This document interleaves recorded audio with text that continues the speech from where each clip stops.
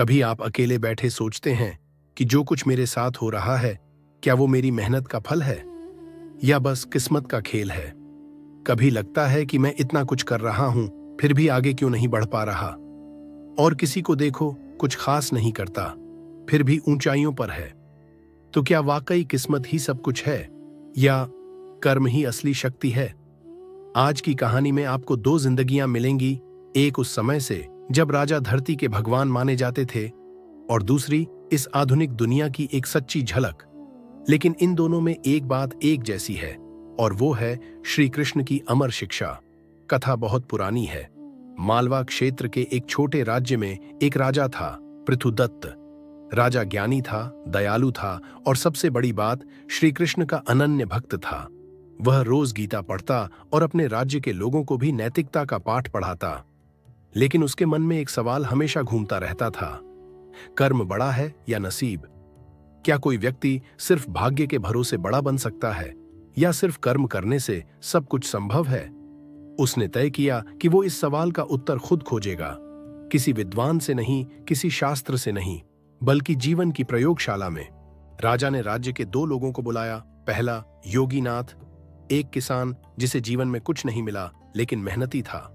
दूसरा, शांतिदास, एक साधु जो कहता था, जो होगा, जैसा होगा वैसा ही होना चाहिए। वह केवल ध्यान करता और कहता, सब कुछ कृष्ण की इच्छा है, मुझे कुछ नहीं करना। राजा पृथुदत्त शांत लेकिन गंभीर स्वर में, तुम दोनों को मैं एक समान जमीन, बीज और औजार देता हूं। 1 साल बाद देखूंगा कौन क्या उपजाता है। योगीनाथ ने सुबह उठकर खुद खेत जोता, बीज बोए, जानवरों से खेत की रक्षा की, बारिश के लिए छोटी नहर बनवाई। हर दिन बिना थके उसने काम किया। जब थकता तो कृष्ण का नाम लेता, हे गोपाल, तू देख रहा है मैं कर्म कर रहा हूं। दूसरी ओर शांतिदास पेड़ के नीचे बैठता, कहता, अगर मेरे भाग्य में फसल होगी तो उगेगी ही, मुझे क्यों मेहनत करनी? वो आंखें बंद करके ध्यान करता और सोचता, कृष्ण सब कर देंगे। 1 साल बाद राजा दोनों के खेत पर पहुंचा। योगीनाथ के खेत में सुनहरी फसल लहरा रही थी, जैसे प्रकृति ने उसके कर्म को सम्मान दिया हो। शांतिदास की जमीन पर केवल सूखी मिट्टी और घास थी। राजा मुस्कुराते हुए, कृष्ण यही तो सिखाते हैं, जब तुम चलना शुरू करते हो तब वो साथ चलता है। जो कर्म नहीं करता वो कृष्ण को दोष क्यों देता है?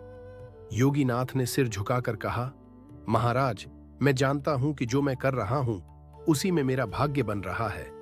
कृष्ण कृपा उन पर होती है जो खुद अपने जीवन को उठाने का प्रयास करते हैं। यह केवल एक प्रयोग नहीं था, बल्कि उस युग की आंख खोलने वाली घटना बन गई। पूरे राज्य में संदेश फैल गया, भाग्य वहीं होता है जहां कर्म की मशाल जलती है। दोस्तों, हिमालय की तलहटी में एक गांव था, धर्मपुर। यह गांव खूबसूरत था, लेकिन उससे भी खूबसूरत थी वहां की एक दोस्ती। रामू और श्यामू, दोनों बचपन के दोस्त, एक साथ खेले, पढ़े, ख्वाब देखे।